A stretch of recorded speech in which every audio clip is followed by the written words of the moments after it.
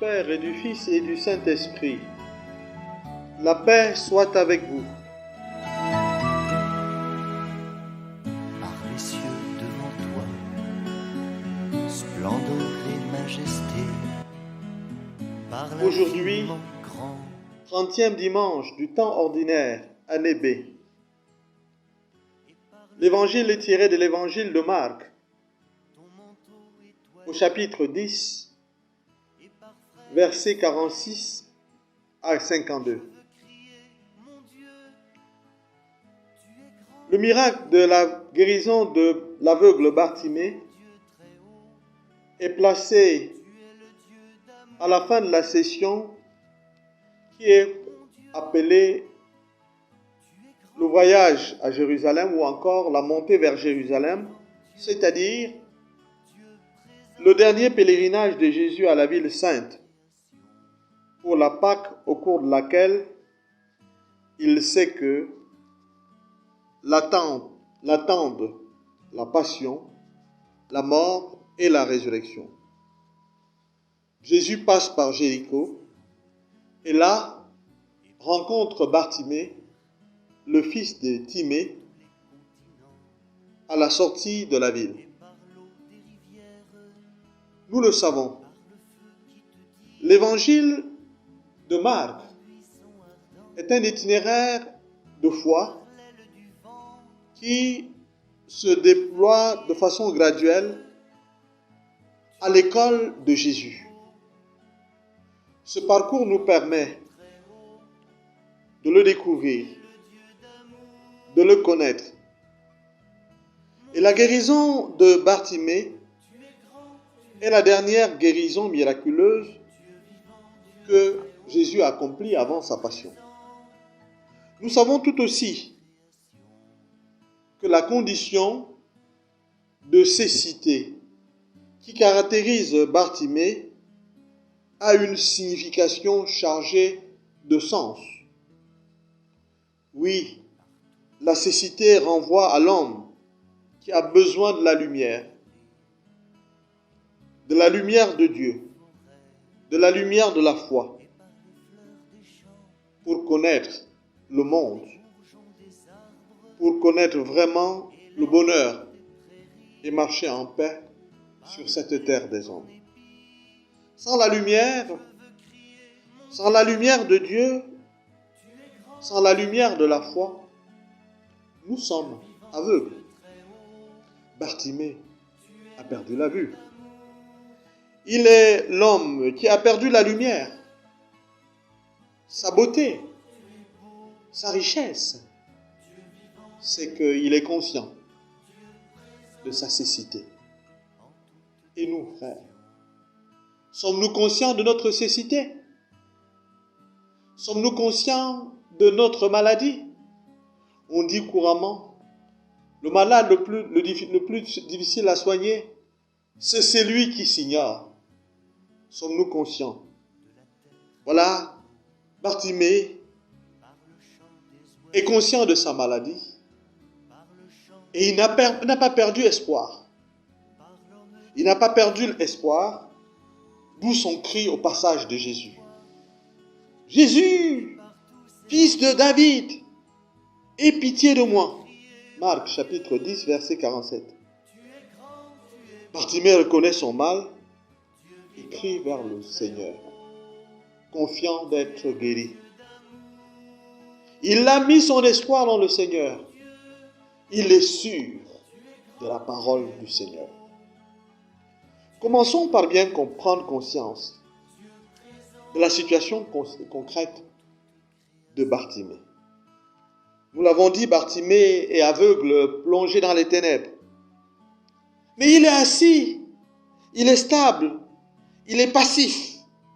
Il est posté au bord de la route. Il est mis à part. Il est mendiant. Il n'assume pas son existence. Il est comme dans une salle d'attente. Oui, Bartimée est un gêneur. Mais voilà qu'il se met à crier. Il se met à crier. Oui. Et lorsqu'il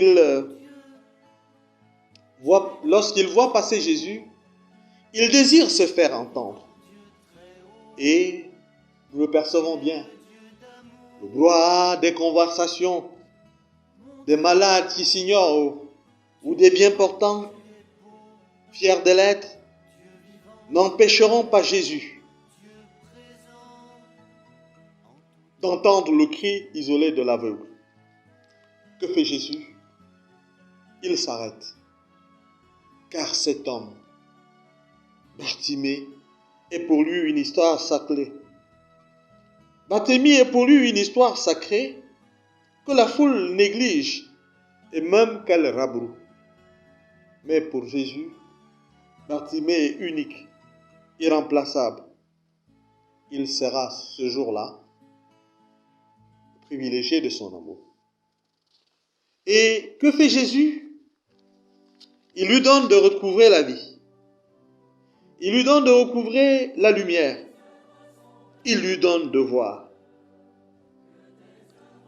Oui, sœurs et frères bien-aimés, Bartimée a recouvré la vie. Mais tout ne s'arrête pas. Il est prêt à repartir. Mais repartir cette fois du Christ. Que fait-il? Il se joint au groupe des disciples, parmi lesquels se trouvaient certainement d'autres qui, comme lui, avaient été guéris par le Maître. Ainsi sont les témoins de l'Évangile. Nous sommes tous appelés à être témoins de la joie de l'Évangile aujourd'hui, en marchant sans cesse à la suite du Christ, pour que jamais il ne soit absent de notre vie. Oui, des personnes qui ont fait l'expérience d'être guéries par Dieu ne l'abandonnent pas. Et leur caractéristique est la joie du cœur. Soyons les témoins de la joie. La mission de l'Église auprès des hommes de ce temps peut se résumer en quelques mots. Confiance, lève-toi, il t'appelle. L'Église nous invite à la confiance parce qu'elle-même, elle a mis sa confiance dans le Seigneur, dans notre Sauveur Jésus-Christ.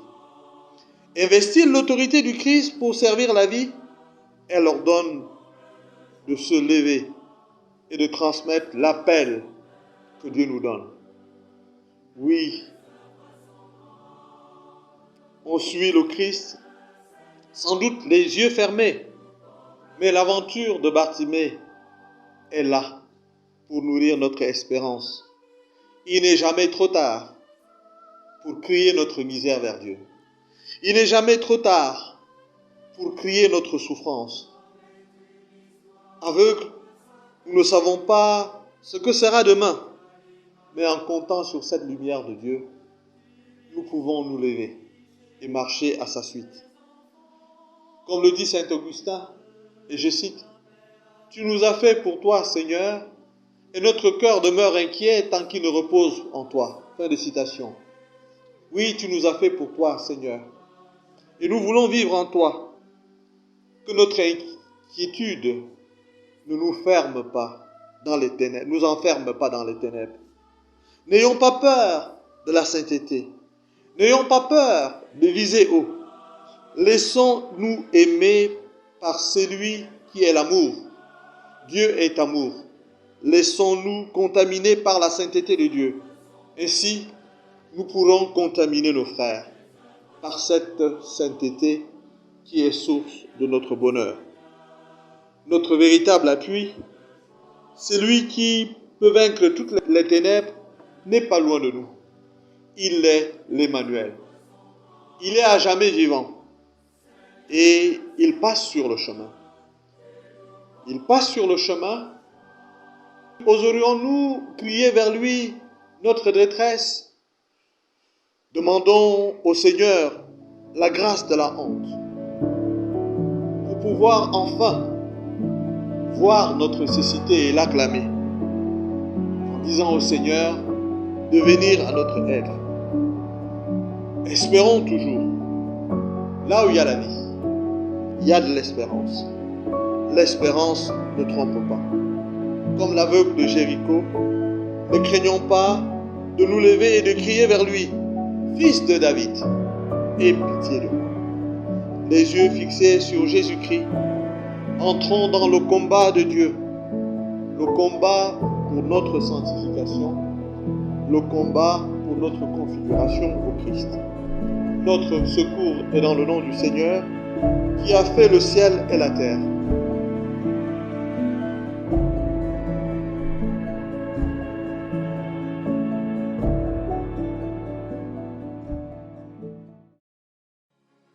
Que la bénédiction du Dieu Tout-Puissant, Père, Fils et Saint-Esprit descendent sur vous et demeurent toujours.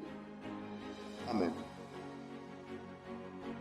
La paix soit avec vous. Bon dimanche à tous.